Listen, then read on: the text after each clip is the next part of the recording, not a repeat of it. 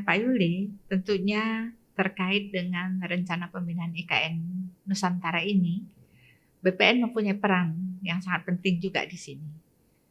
Apa yang sudah dilakukan oleh ATR BPN? Mungkin Pak Yuli dapat menjelaskan.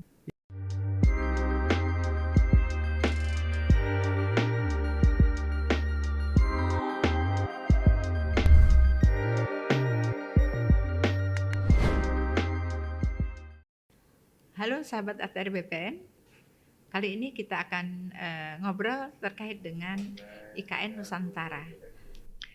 DPR RI secara resmi telah mengesahkan Undang-Undang IKN pada bulan Februari 2022 yang lalu. Dengan adanya Undang-Undang IKN yang telah disahkan kemarin, telah menjadi sebuah kepastian hukum dalam pelaksanaan pemindahan ibu kota negara. Adapun alasan pemindahan ibu kota negara adalah penduduk Pulau Jawa yang sangat padat, krisis air bersih di Pulau Jawa, konversi lahan terbesar terjadi di Pulau Jawa. Selanjutnya adalah ancaman bahaya banjir, gempa bumi, dan tanah turun yang berada di Jakarta. Telah hadir di hadapan saya Direktur Survei Pemetaan Tematik Bapak Yuli Mardiono. Selamat datang di podcast Kementerian ATR BPN, Pak Yuli. Terima kasih. Ya, kita akan ngobrol dengan Pak Yuli. Pak Yuli, tentunya terkait dengan rencana pemindahan IKN Nusantara ini, BPN mempunyai peran yang sangat penting juga di sini. Apa yang sudah dilakukan oleh ATR BPN? Mungkin Pak Yuli dapat menjelaskan. Terima kasih Ibu Yulia. Kami dari Kementerian ATR BPN, khususnya dari Direktorat Jenderal Survei Pemetaan Tanah dan Ruang. Di sini kami mempunyai tugas fungsi pokok, yaitu menyediakan data spasial, tematik. Nah, ini yang menjadi landasan untuk pembangunan IKN. Dan yang sudah kami kerjakan adalah kita melakukan survei pemetaan tematik namanya. Di sana kita melakukan inventarisasi terkait dengan pemilikan, penguasaan, penggunaan, dan pemanfaatan tanah oleh masyarakat di sana. Bagaimana dengan pemilikan tanah yang ada di lokasi IKN? Begini Bu Yulia, bahwa kita melakukan identifikasi terhadap P4T tadi, penguasaannya kita identifikasi, pemilikan, sampai penggunaan pemanfaatan. Ini sangat penting sekali karena kita berbasis bidang tanah, sehingga tidak ada yang luput dari pemetaan kita, sehingga nanti ini jangan sampai ada hak kepedataan masyarakat yang terlanggar. Sehingga ini merupakan fondasi untuk mengambil kebijakan yang akan datang. Pak Dir, Ya.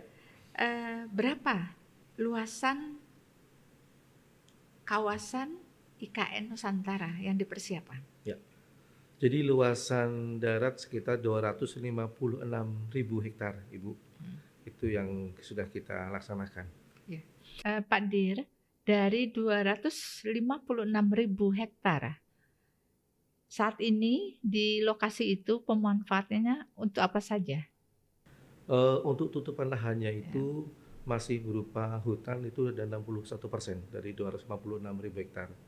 Yang lainnya sudah ada pemanfaatan dan penggunaan tanahnya, Bu. Berdasarkan hasil survei kami, itu sekitar 41% itu penguasaan oleh masyarakat. Dan sisanya 37 itu oleh badan hukum. Kemudian ada penguasaan lain-lain sekitar 17.000 dan yang 1% itu jalan dan sungai. Jadi untuk pemilikan tanah Ibu, kita bagi dua, bahwa di sana itu sudah ada tanah-tanah terdaftar, juga ada tanah-tanah belum terdaftar. Maksud kami adalah di sana yang dikuasai masyarakat itu dimiliki baik itu sudah resmi dengan keluarnya sertifikat maupun yang belum sertifikat. Istilah kami kalau belum sertifikat namanya belum terdaftar, yang ada sertifikat sudah terdaftar. Pak Dir, dari 256.000 hektar kawasan yang sudah dideliniasi, bagaimana masyarakat dapat mengetahui batasan kawasan IKN?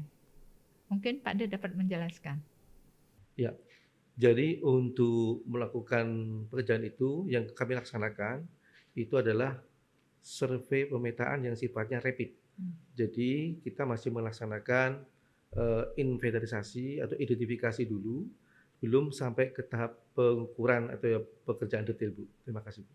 Pak Dir, berapa luasan kawasan inti pusat pemerintahan yang sudah dipersiapkan? Jadi kalau total luasan untuk KIPP, Bu, kawasan inti pusat pemerintahan itu ada sekitar 6.600 sekian hektar. Ya, itu juga ada kawasan hutannya, ada APL-nya. Nah, itu yang APL itu yang kita pasang patok. Ya. Baik Pak Dir, mungkin masih ada yang ingin disampaikan kepada sahabat-sahabat ATR BPN kita? Oke, terima kasih Bu Wilya. Jadi apa yang sudah kita lakukan mengawali pemindahan ibu kota ini, yang jelas bahwa pertama masyarakat sudah bisa nyicil ayam dulu Bu, karena sudah kita petakan tentang penguasaannya, pendidikan, penggunaan perawatan, dan kemudian bahkan kita juga sudah memasang patok yang menyatakan bahwa ini lokasi yang akan menjadi pembangunan ibu kota.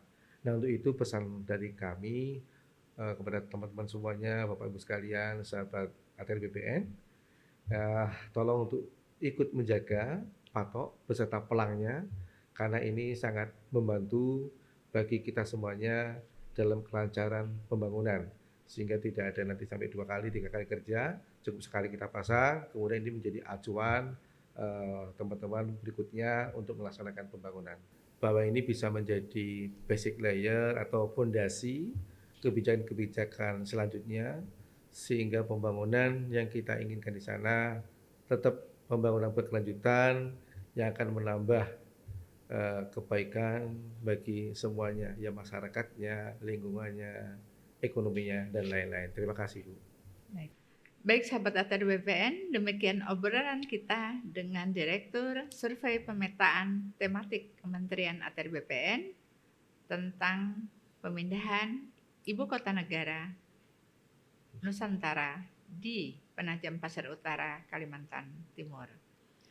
Pemindahan Ibu Kota Negara dilakukan sebagai upaya untuk mengentaskan ketimpangan ekonomi dan infrastruktur di Indonesia.